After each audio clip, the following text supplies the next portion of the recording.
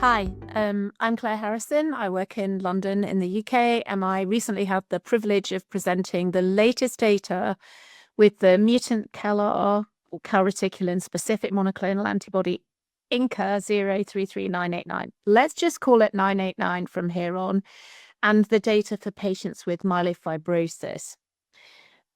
So this is only the second time this data has been presented. And in starting this just snapshot, I just want to remind you a couple of things. One, that CALR mutations are found in around 25 to 35% of patients with MF, and a higher amount or VAF of the mutation is associated with more advanced disease, including anemia and peripheral blasts.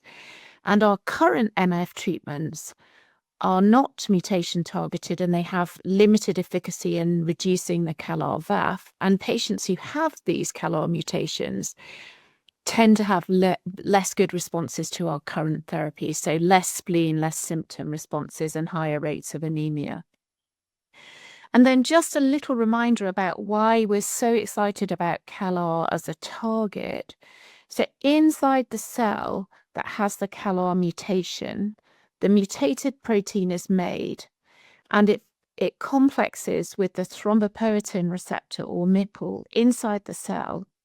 And then the mutated protein is expressed on the surface of the cell. So it's only the mutated protein, and it's only seen on the surface of the cell that has the mutation. Now, 989 is an antibody that recognizes the mutant CALR protein in complex with the thrombopoietin receptor, and it's Fc silent, so it doesn't engage with the rest of the immune system.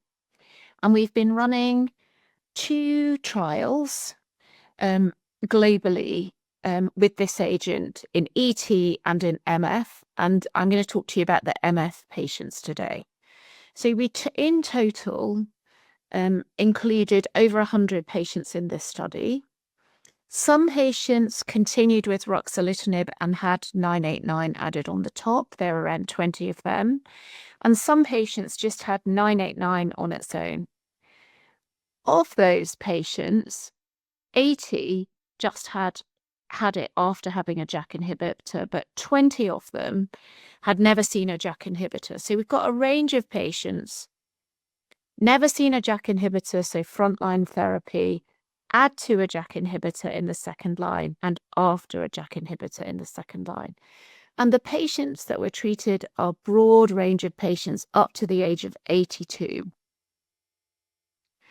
Tolerability, as we first reported, was super good with this drug, and it continues to be super good. It's given as a drip over the course of half an hour. Patients come in, have the drip, and go. And 84% of patients are still receiving the treatment, even though they have to travel to a hospital every 2 weeks. There was no dose-limiting toxicity, and we haven't reached the maximum tolerated dose. Mainly what we saw as adverse events were cytopenias, and these generally occurred in patients that already had, for example, anemia or thrombocytopenia when they went into the study. That's also true of the combination patients as well, mainly cytopenias. We saw a small signal there for liver dysfunction, but that was very transient and resolved. Let's talk about the results. So we're used to talking about spleen volume responses. So at week 24, in the patients that had already seen a JAK inhibitor, 33% of them, 1 in 3, had a 25% reduction in their spleen, and 20%, that's 1 in 5, had a 35% reduction in their spleen. Of those patients, many of them will have had their baseline spleen scan while they were still on a JAK inhibitor. So I would expect those responses to be better if we had washed out a JAK inhibitor and done a scan, but that's not very patient-friendly. When we look at the JAK inhibitor naive patients, so the frontline patients, those figures are 53% SVR25 and 47% for SVR35. So that's already better than a JAK inhibitor on its own. Symptom improvement was very good for these patients. So around a third of patients getting a 50% reduction in their symptom score. So these are the things that we usually measure an MF treatment against. But I want to tell you now about the things that excited me when I spoke about this data. First, we saw anemia improvement, not only in patients that were anemic at baseline or needing blood, but also in patients where we thought, well, their hemoglobin's quite normal, it still went up. And that also happened in the JAK inhibitor naive patients. So this wasn't just about getting rid of a JAK inhibitor. And concerning patients who had transfusion dependency, there were 6 of them. 4 of them had a response, and for 3 of them, they became transfusion independent. Secondly, we saw reductions in blast cells. So those are the most immature cells in the blood.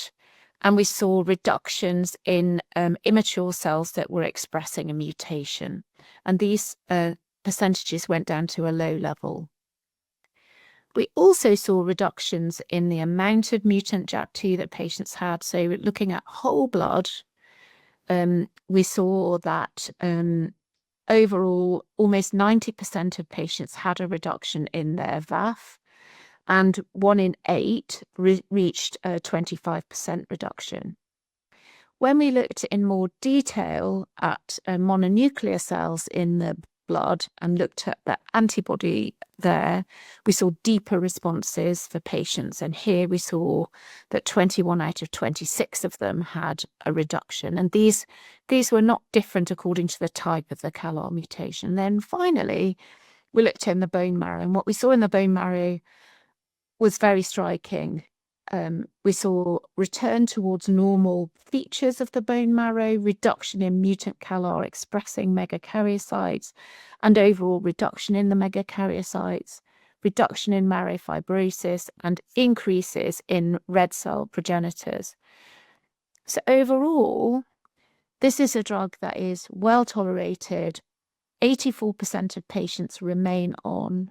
We're seeing robust responses in our conventional measurements of spleen and symptoms, but we're also seeing clear evidence of disease modification, including reduction in mutant progenitors, normalization of the marrow, reduction in circulating immature cells, and improvements in anemia.